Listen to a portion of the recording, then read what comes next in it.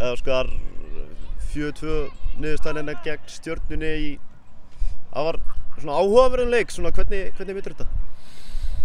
Já, ég met þetta sem það að við höfum gáðum þeim forgjöf fyrsta korterið, eða 10-11 mínútur held ég, þá skoraði þeir 3 mörk og 3 skotum og þú veist, eitthvað sem maður má örugglega stóru hluta skrifast á það að við erum með nýja varnarlínu. Þú veist, við höfum þurft að skipta varnarlínu í hverjum einasta leik held ég í sumar og þú veist, eftir fyrsta marki sem kemur auðvitað bara strax í blábyrjun leiksins að þú veist, þá fyrst mér, þá kom bara og kannski eðlilega, þú veist, þá kom óöryggi í varnarlínuna og sem að mér fannst síðan menn eftir 11 mínútur, eftir 3. markið, fannst mér menn stíga frábærlega upp og þú veist, mér fannst við stjórna þessu leik í þú veist, restina af leiknum og það er auðvitað bara mjög sáttur með, þú veist, það hefur verið það sterkt andlega að stíga upp eftir þessi högg. Þannig að, þú veist, við gáum þeim forgjöf.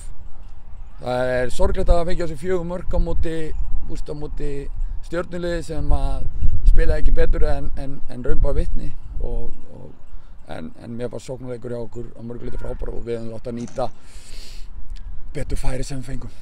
Þið eru með 76% með boltan. Er þetta bara færanýtingin eða? Já, þetta er auðvitað, þú veist, á einhver leyti er þetta auðvitað, þú veist, þetta er varnarleikur þegar þú færð 3-4 mörk á því í hverjum einasta leik, það er ekki markmið okkar þó að við stöndum hátt og viljum vera aggressífir, þá er það ekki markmið okkar að að fá á okkur öll þessi mörk. Þú veist, auðvitað, þú veist, viljum við verða betri í því að falla á réttu tíma, að verja betur tegin okkar og allt það fram til götunum, en þú veist, það er bara svo mörg jákvæð teikna á lofti þegar við erum með boltan að þú veist, það væri galið fyrir okkur, fyrir mig á þessum tímapunkti sem er bara einhvern veginn, þú veist, við erum rétt nýbyrjaðir í þessum prósess, þessu ferli að fara að einblína á það að við fáum á okkur ómikið af mörkum. Þú veist, við höfum haldið boltanum og skapað okkur helling í öllum leikjunum. Við höfum pressað vel og gefið liðum lítinn tíma á boltanum. Svo auðvitað, þú veist, hafa menn fengið mikið fyrir lítið. Þú veist, lið hafa þurft fáar sendingar til þess að skora mörk á móti okkur. Og það er auðvitað eitthvað sem við þurfum að breyta og ætlum að breyta og hluti af því er að, þú veist, það væri notalegt að geta spila kannski með sömu varnarlínuna 2 leiki í röð. Þú veist, ég held að þá myndi strax sjá munur. Svo að auðvitað síðan, þú veist, verða menn sem einstaklingar að verjast betur. Voru það mistök þá að byrja bara með 2 hafsenda í mótinu? Nei, við byrjum náttúrulega ekkert með 2 hafsenda, við erum með 4. Ég held að það gleyma allir Bigga sem er 21 landsliðsmaður. Hann er líka meiddur. Þannig að við vorum að vera með 4 hafsenda.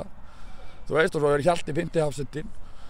Og þannig að þú veist, nú var Júli og Biggi meiddir og Finnur var í bann í dag og kemur inn á sunnudaginn á móti Vestra. Þannig að nei, ég held við ekki geta að byrja með mikið fleiri hafsenda en það er auðvitað bagalegt þegar að 2 af þeim meiðast á sama tíma og 1 í banni, þá verður það flókið og kannski sérstaklega fyrir liðin eins og okkar sem er svolítið háði að vera í takti og ná stöðuleika. Þá er sennilega kannski fyrir þetta lið eins og við spilum, þá er sennilega það að vera með stöðuleika í öftustu línu bara gríðarlega mikilvægt og það er eitthvað sem við höfum ekki náð en sjáum hvað gerist ef við náum 2-3 leikjum með sama lið. Núna 3 vikur búin á mótinu, KR með 10 stig, það er ekki kjörstaða eða hvað? Nei, ekki ef þú lítur bara þröngt á stigasöfnunina þá er það auðvitað ekki nógu gott en þú veist, ég held að þú veist, ef þú lítur á það hvar KR-liðið var í byrjun tímabils, hvaða leikmenn hafa verið að spila þessa leiki, hvernig liðið hefur þróast þá held ég að við séum, þú veist, á fínum stað til þess að verða betri. Við erum nokkurn veginn búin að skilgreina okkur hvernig lið við ætlum að vera. Við erum ekki sérstaklega mikið fyrir því að kvika frá þeirri hugmyndafræði og það er mín bjargfasta og klettfasta trú að þú veist, ég hef séð það mikið jákvætt á þessu lið að ég held að við séum búin að byggja fínan grunn fyrir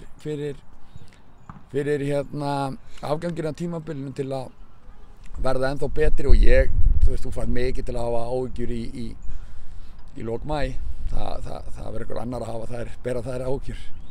Örstutt í lokin, Amin Kosic, það var tilkynnt í morgun minnum við að Kári var að sækja hann. Það er spennandi leikmaður.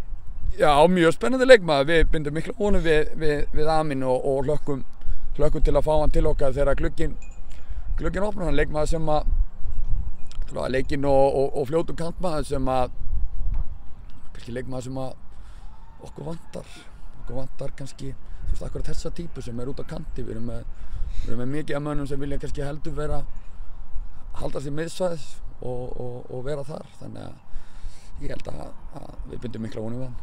Takk Óskar. Takk.